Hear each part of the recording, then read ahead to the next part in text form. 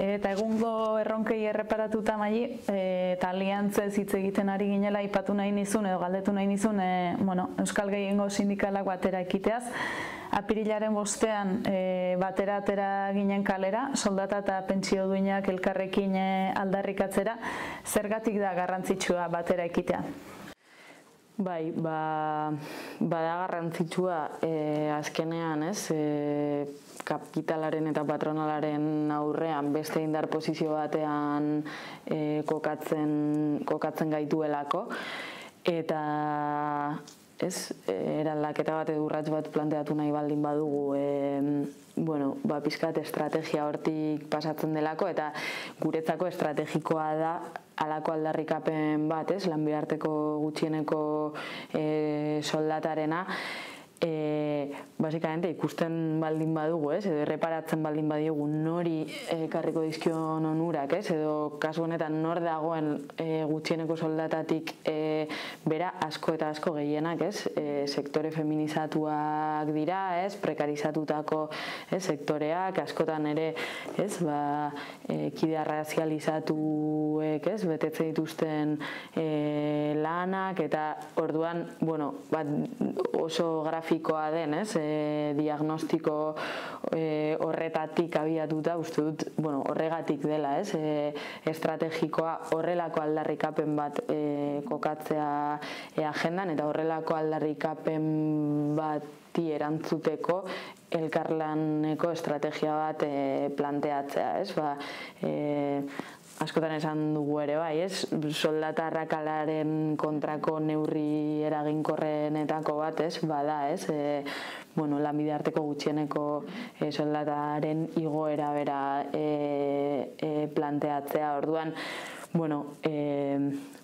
aliantzak eraikitzea eta bidea egiten ari garen bide bat baldin bada ere, prozesu horretan gaude murgilduta bete-betean, ikusiko dugu, zertarako ematen duen, baina horregatik nik uste dut dela garrantzitsua.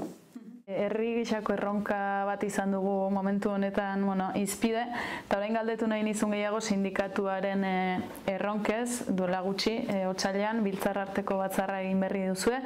Zein dira labek datozen hilabetetan dituen erronka nagusiak?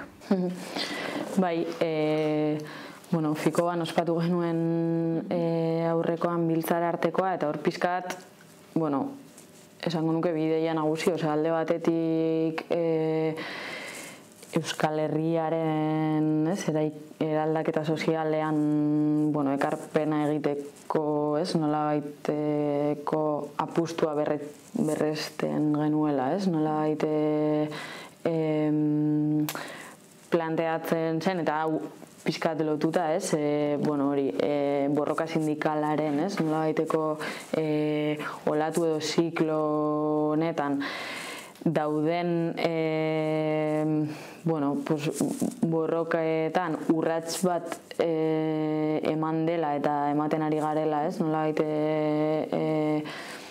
ondorioztatzen zen, hitzarmen asko, berritzea lortu delako, eta pixkat estaldura maila ere bai, nolabait estaldura mailan salto bat ematen delako, baina beste alde batetik ere hori langilego osoarentzako, nolabaiteko estrategikoak diren borroka batzuk ari garelako, planteatzen, izan zaintza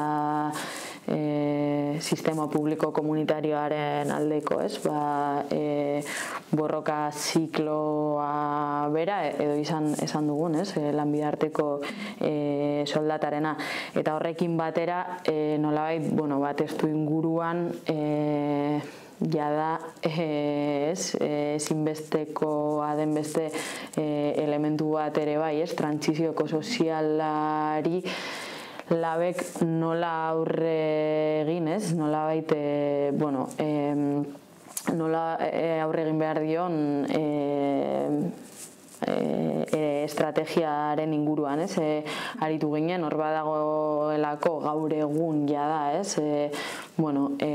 eragiten ari den elementu zentral bat badela, trantsizio bat planteatu behar dela, baina, klaro, hor ere ematen da, interesen talka bat, kapitalaren mesedetan edo langileen mesedetan egingo den trantsizio bat izan behar den, ez? Eta hor, langileen mesedetan izango den trantsizio hori nola egin behar den, ez? Edo zeren inguruan ari garen langileen parte hartzea izango duten, ez? Prozesuetaz ari garela ere bai, ez?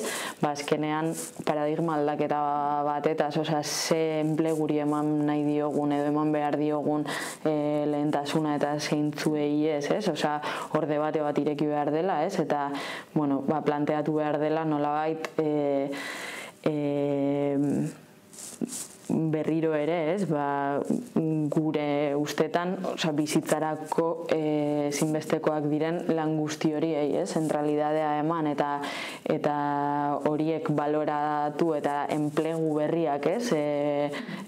Sortu horri erantzuteko eta beste espazio edo beste sektore batzuk desasi beharko direla, ez? Edo desasten ari direla da, eta hor azkenean, pixkat prozesu hori nola egin edo nola gauzatuko dugun, ez?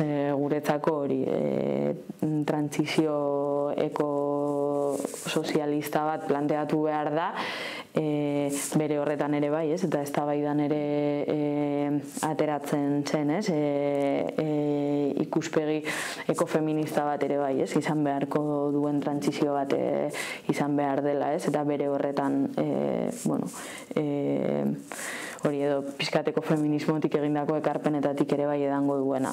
Baina hori, pizkat hori bada nolabait erronka handi bat edo erronka handienetako bat ere bai hurrengo hilabetetan.